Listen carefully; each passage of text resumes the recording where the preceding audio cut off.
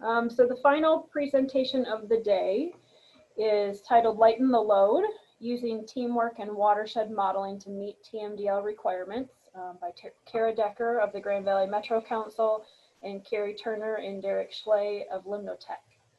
So Cara collaborates with communities in West Michigan to coordinate their NPDES stormwater programs and works with the Lower Grand River Organization of Watersheds to promote sustainable use of the Grand River. She previously used her environmental compliance background to work in private industry and as a civilian engineer for the U.S. Navy. Cara is a Michigan native and a graduate of Michigan Technological University. Derek Schlea joined LimnoTech in June 2011 with a master's degree in ecological engineering from The Ohio State University, which we won't hold that against him. Two of his areas of expertise at LimnoTech are green infrastructure development and stormwater BMP modeling to quantify runoff, sediment, and nutrient loadings. Derek is a licensed professional engineer in Michigan. And Carrie Turner is a senior project engineer specializing in developing affordable and sustainable solutions for water quality issues. She has over 20 years of experience using innovative monitoring and modeling analyses that build on her work in environmental chemistry prior to joining LimnoTech. Carrie has a BS in chemistry from Miami University and master's degree in civil and environmental engineering from Wayne State University. She is a licensed professional engineer in Michigan. Please welcome Cara, Derek, and Carrie. Thanks, Kelly. And thanks to MWEA for inviting us to share this project with all of you this afternoon. And thanks to everyone who has stuck with us. We're the last presentation this afternoon. There's a lot to unpack here when we're talking about total maximum daily loads, and we really wanted to make this presentation interactive. So Derek and I are actually going to be talking to the slides, and then Carrie's going to be working in the background and engaging all of you in the chat box. So please feel free to open that chat box and use it, comment, answer the questions that Carrie asks. And we normally wouldn't say this if we were all in a room together, but side conversations during this presentation in the chat box are highly encouraged. So please make sure that when you have your chat box open, make sure that you are responding to all attendees.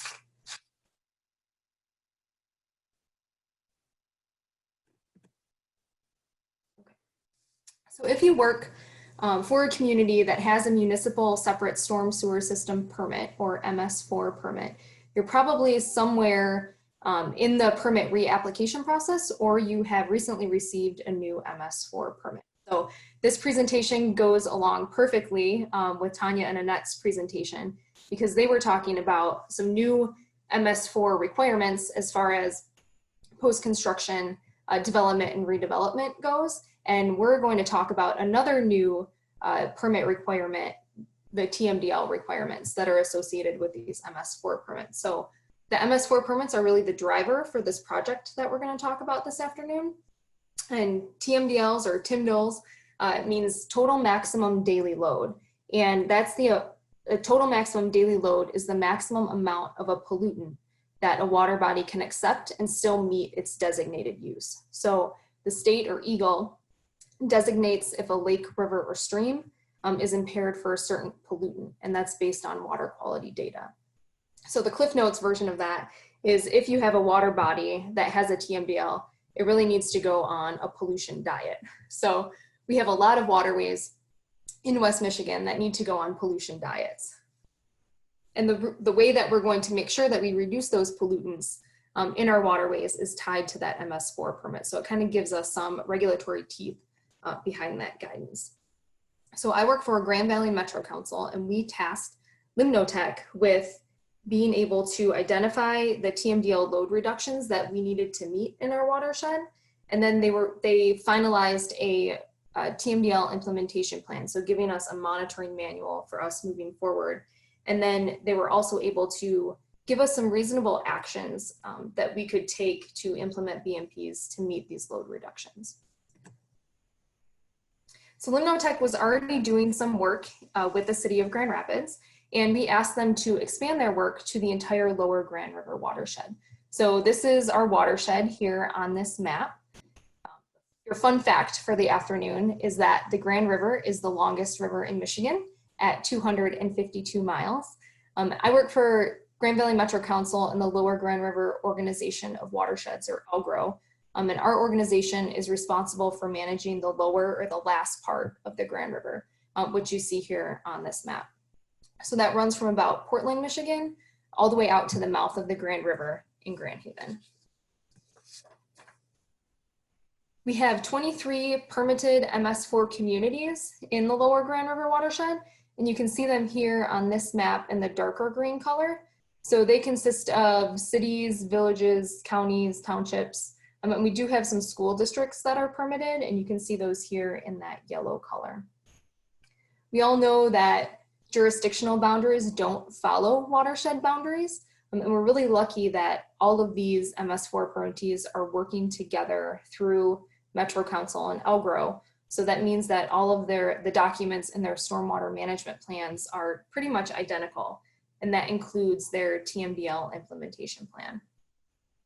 So I had mentioned earlier that your community, if you work with MS4 permits, you've probably either recently received a new permit or you're somewhere in that permit reapplication process. So in our watershed, one of our 23 new stormwater permits has been issued, and that was to the Kent County Drain Commissioner February 1st of this year. So right now we're working through a public notice period with the townships in Kent County, and then we're anticipating that Eagle will move to the rest of those communities throughout the watershed. So if you were lucky enough to attend the MSFA conference earlier this year in Ann Arbor, Christy Alwyn from Eagle gave a great update to the MS4 program. She told us that we had received, or that Eagle had received limited comment to these permits to date, and the permits expire in either 2023 or 2024. So in our watershed, these permits, once they're issued, will expire in 2023. Eagle has just over 300 permitted communities, MS4 communities in Michigan. And of those 300, about 100 new permits have been issued so far. So these are the impaired waterways in our watershed.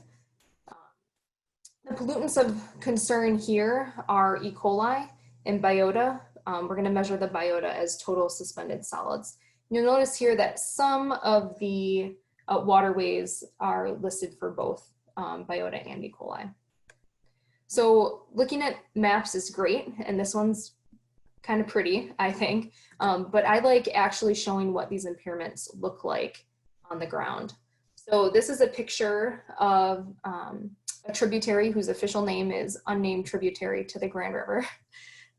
And we take school children out to the stream to do some monitoring because this stream happens to flow through a school campus.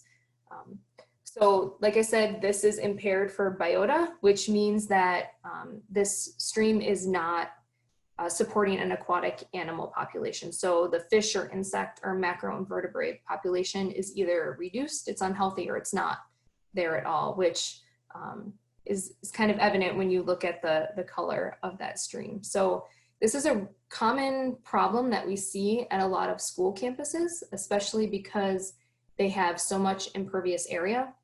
And when it rains, all of that flows off of that impervious area and leads to some really flashy stream conditions. So we can see there's a lot of sedimentation and erosion happening here. So we have 6 streams in the watershed that are impaired for biota. We're talking about bacteria and E. coli. It's a little bit more difficult to see on the ground. So I like this, this photo from Eagle here on the left-hand side of the screen.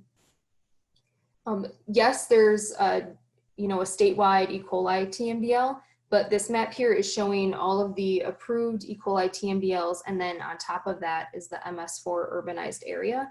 So looking at this map, we understand that E. coli is not a unique issue to West Michigan, and a lot of us are faced with managing this issue across the state. So from LimnoTech, we requested that they create a TMDL implementation plan for us to be able to incorporate into our MS4 permits. And then we also wanted a watershed monitoring manual that could really help guide our sub-watershed groups and some citizen science water quality monitoring efforts that might not be directly tied to the MS4 permits. So LimnoTech was able to build on the work that they were already doing for the city of Grand Rapids. And they could do that because we had water quality monitoring data from around the watershed that was ongoing. And they were able to use that data to do some modeling that Derek's going to talk about now. Okay, thank you, Cara. Can you hear me okay, Cara? Or... Yep, okay. Go ahead. All right, so I'll start with a map of our watershed model domain. It begins as the Grand River enters the city of Grand Rapids, so we have an upstream boundary there, and it represents all of the major tributaries downstream of that point, as well as the Grand River itself. So you can see some of the major tributaries shown here, the Rogue River, Crockery Creek, and Plaster Creek. And each number on this map represents a unique model sub-watershed and stream segment where we can use the model to generate predictions of stream flow, sediment, and bacteria concentrations. Shown on the next slide, we will have a depiction of how the model is constructed. So Cara, if you could go to the next slide. Thanks. Yeah, and go ahead through the animations here. So first we start with these various data layers or data sets, including climate, land cover, soils, and topography to construct the model. And then we move into the process simulation. In this case, we're showing the hydrologic cycle in this figure. And in addition to simulating hydrology, we simulate wash-off and transport of sediment and bacteria to predict the primary output variables that are shown there at the bottom of the screen. And this is all done using a tool called the Hydrologic Simulation Program Fortran, or HSPF is what we used for this project. And once the model is up and running, simulating the processes shown here, we then calibrate the model to observe stream flow, sediment, and bacteria data sets, that some of which Cara just mentioned, to ensure that the model predictions are representative of watershed conditions. So for stream flow, we primarily relied on USGS stream flow gauges at a handful of tributaries and in the Grand River itself. And then for water quality, there are several communities that have been monitoring the Grand River as well as various tributaries at various durations over the years. And those were quite useful data sets to ensure the model predictions of bacteria and sediment were well calibrated. And so the rest of this talk will focus on the model application. We could go on model development and calibration, but that would take up a lot of time. So we'll move into the model application with the next slide. So the first model application was an assessment of critical source areas. And after the model was developed and calibrated, we then applied the model by generating these spatially variable outputs, like you see here, which have relatively high to low yields of surface runoff, and that's showed in shades of green, sediment, which is shown in the shades of orange or brown, and then bacteria yields, which are shown in the shades of red. And we did this at two different scales. So on the left, we applied these critical source areas to the watershed scale, and the darker colors, again, green for surface runoff, the darker colors indicate the subwatersheds with the highest surface runoff. So as you might expect, within the city of Grand Rapids and the surrounding communities where you have the highest imperviousness, that's where the model predicts the highest observations of surface runoff. And then the other scale at which we created these critical source areas was a subwatershed 300-meter hexagon scale, and that's what you see in the middle and in the plot to the right. And we did this just for the impaired water bodies. So in the middle for York Creek, that's listed for a biota impairment.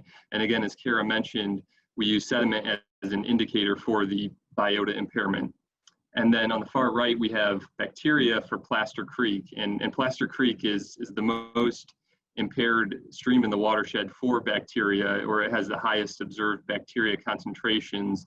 And that's why we have lots of these hexagons at the darkest shade of red, indicating the highest bacteria yields predicted by the model. So we'll focus on Plaster Creek and some of the results that I'll show in the subsequent slides. And one last thing to note on this slide before we move on to the next is at the finer scale, the maps show the jurisdictional boundaries. So it might be hard to see depending on the resolution, but there are 6 different MS4 communities shown within the Plaster Creek watershed on the far right. And the idea is for these types of model outputs to be used to help support future decisions in citing best management practices, but also projecting the benefits of actions in the areas of implementation. Okay. So the second model application was applying the model for these hypothetical load reduction scenarios. And this is something Cara mentioned earlier. And we did this to try to answer some of the questions shown on this slide.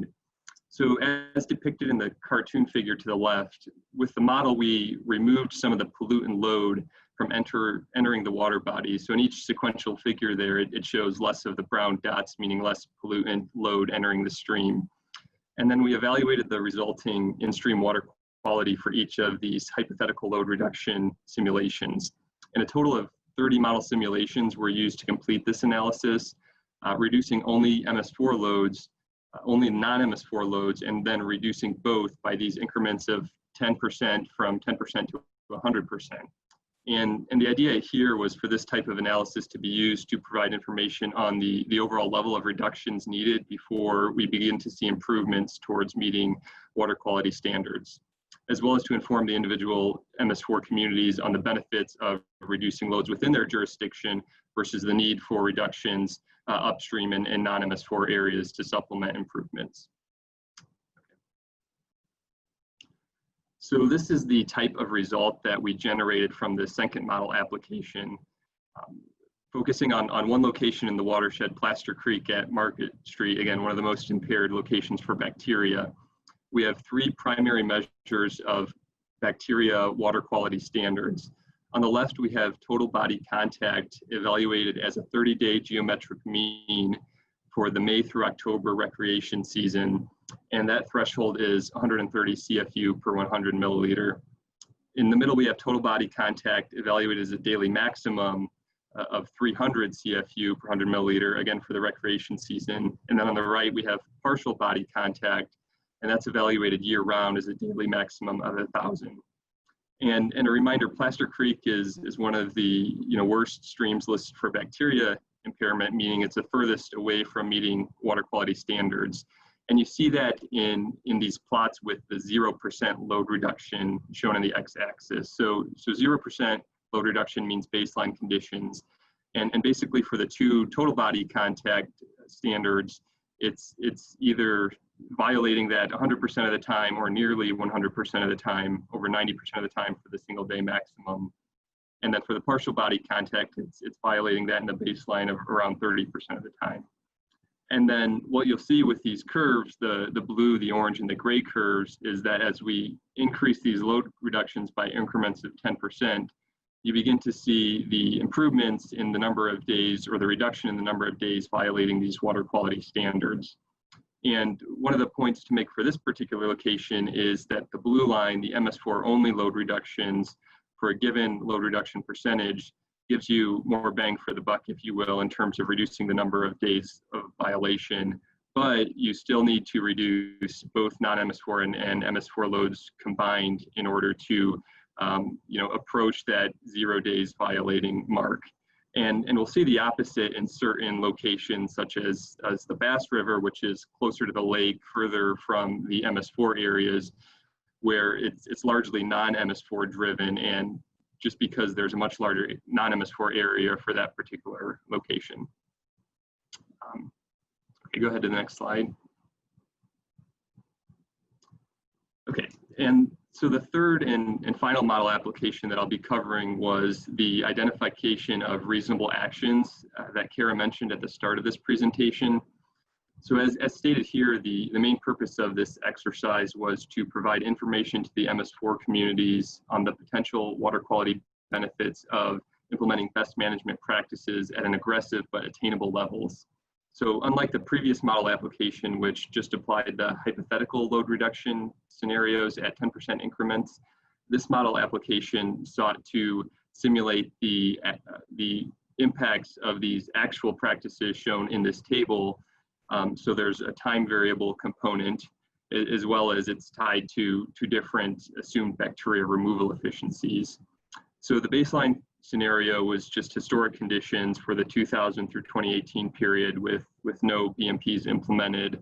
And then we had three stormwater type BMPs targeting wet weather conditions, detention practices, retention practices, and infiltration practices, each implemented at either 25% or 50% of the drainage area of the highest surface runoff yielding subwatersheds. And then each of those had a different assumed bacteria removal efficiency, with the lowest bacteria removal for detention practices and the highest for infiltration practices. And then finally, we also implemented a scenario targeting dry weather source reductions.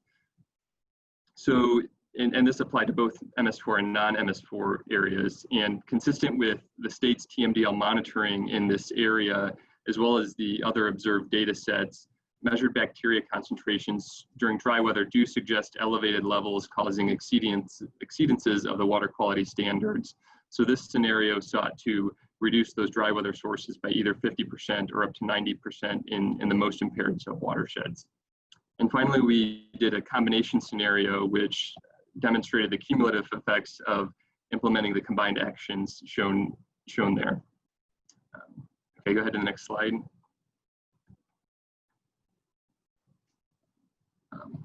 Okay, so we'll walk through some results for this last model application.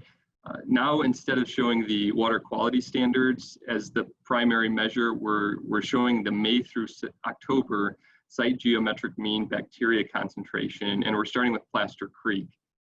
So this measure or metric, although it's not a water quality standard that's regulated, it is cited as a useful benchmark in the statewide E. coli TMDL as an overall measure of the impairment of a water body, and it can be used as a useful benchmark to evaluate improvements as actions are taken as well. So it might take a long time or a high level of implementation to start to see improvement in the water quality standards, but you might see a more meaningful change in the site geometric mean concentration sooner rather than later. And what we see here for Plaster Creek for these various scenarios is it takes a relatively high level of implementations to start to approach, if you'll focus on 300 on the y-axis, so 300 CFU per 100 milliliters is cited in the statewide TMDL as a potential target or benchmark for evaluating the percent reduction needed from baseline conditions. So in baseline conditions for Plaster Creek, we're way at 800 CFU per 100 milliliter, and we start to approach that value of 300 with the 50% infiltration scenario there to the far right, as well as the dry weather at 90% reduction and the combination scenario. And Cara, if you could just click, I guess, 3 more times to show the next 3 creeks. So what we'll layer on here next then is 3 other locations that don't have as high of a site geometric mean in the baseline condition. Buck Creek is Plaster Creek's neighbor. We have Bass River further to the west and the Grand River itself. And what we see is for Buck Creek, it has a site geometric mean of around 550 in the baseline condition. So it takes a less aggressive level of implementation to start to approach that concentration of 300. You get there with, again, 50% retention. You start to approach that with the 25% or 50% infiltration, as well as both of the dry weather source reductions. And then the same will be true for the Bass River and the Grand River, which have an even lower geometric mean concentration in the baseline condition. And you might wonder why those are listed if they're approaching that threshold of 300. Well, keep in mind that's just kind of an indicator used for informational purposes. And both the Bass River and Grand River at times will have water quality standard exceedances. It's just not nearly the magnitude that you have in Plaster Creek or even Buck Creek. So with those scenarios, it's a much lower level of implementation of these various practices, even further to get to that threshold. That's all I wanted to cover now. So with that, I'll hand it back off to Cara to finish things up. Thanks, Derek. It's a lot of great data and can be a little overwhelming at first when you look at it, especially because we know how much work has to be done in order to meet these requirements. But right now, our communities have reviewed and revised the TMDL implementation plan that LimnoTech produced based on the results of the modeling that Derek just talked about.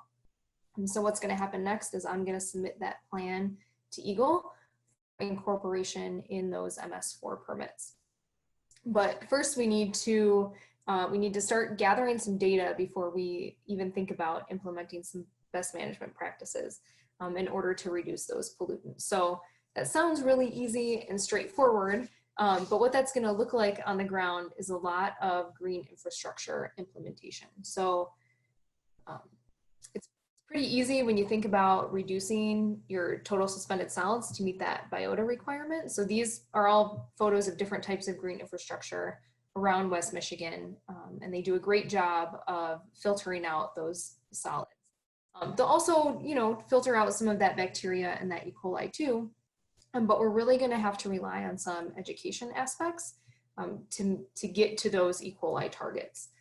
And this could include things like educating people about taking preventative measures to reduce the sources of E. coli. So that would be things like talking about proper septic tank maintenance, or doing some education and outreach to members of the agricultural community. Our watershed does have a lot of agriculture and also a lot of livestock farming, which can really contribute to that E. coli loading. We kind of want to think about reducing the source of E. coli instead of just doing some reactionary treatment.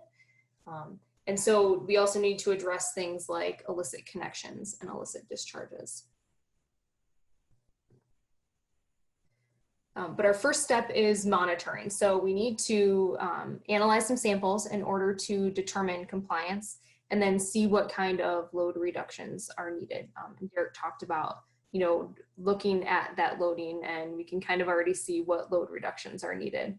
And then we need to determine which best management practices will help us achieve those load reductions.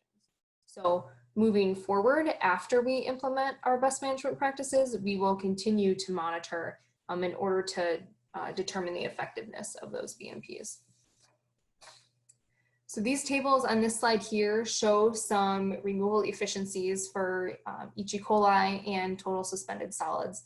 And these are located in our community's stormwater management plans, and specifically in their documents that guide developers when we're looking at development and redevelopment. So again, hitting on what Tanya and Annette were talking about earlier. So these removal efficiencies are based on different values from the EPA, the Center for Watershed Protection, and WEFTEC. They should be in line with the Michigan Lid Manual, which was produced by SEMCOG that most of us are familiar with. So getting back to that first step of sampling, we're excited to go out and get to work. And we created this map based on the modeling. And this map shows our sampling locations, so where we're actually going to go take samples of these impaired waterways. And this is based on multiple things. So the criteria for these locations is based on a few things. The ability of these locations to be able to tell us about water quality improvements that are resulting from MS4 areas and from non-MS4 areas. So Derek had talked about, we're going to have to implement some BMPs in the non-MS4 areas also if we want to reap that benefit for the MS4 permits. So some of these sampling locations are also located at jurisdictional boundaries. And then we also had to look at the safety and accessibility of these points. So a lot of them are located at road stream crossings. And then some of them also happen to be places where some communities are already taking samples for other water quality monitoring efforts, which is great. So we can just keep using those same sites since they're going to work for us in the future. So like I said, we're really excited to get to work and to start collecting data. I really hope that in the future, we will be able to give another presentation that talks about all of the BMPs that we've implemented and how great they're working, and that hopefully we're able to delist some of these waterways. But until then, here's our contact information if you have any other questions after this presentation. In the future, once Eagle approves our TMDL implementation plan, I will post it on LGRO's website. So please go check out our website. There are some other great MS4 resources there also. But that's all we have. I was sort of trying to follow along in the chat a little bit. I know that Carrie did a great job of kind of engaging there. But do we have any other questions? Yes, I've received one. How long will the monitoring continue for model calibration and verification?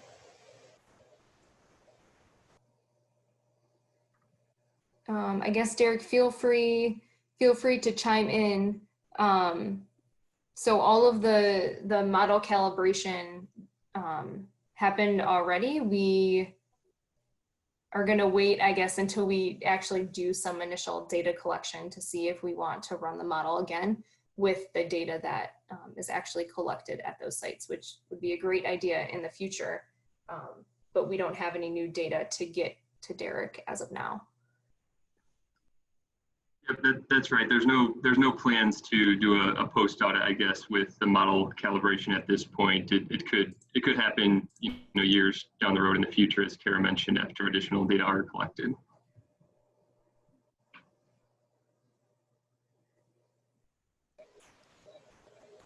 Okay, I'm not seeing any other questions. Yeah. Thanks to Carrie. I saw she just posted the link to Algro's data repository, which is where we house all of the data that's collected across the watershed, whether that's professional data or just citizen science collected data.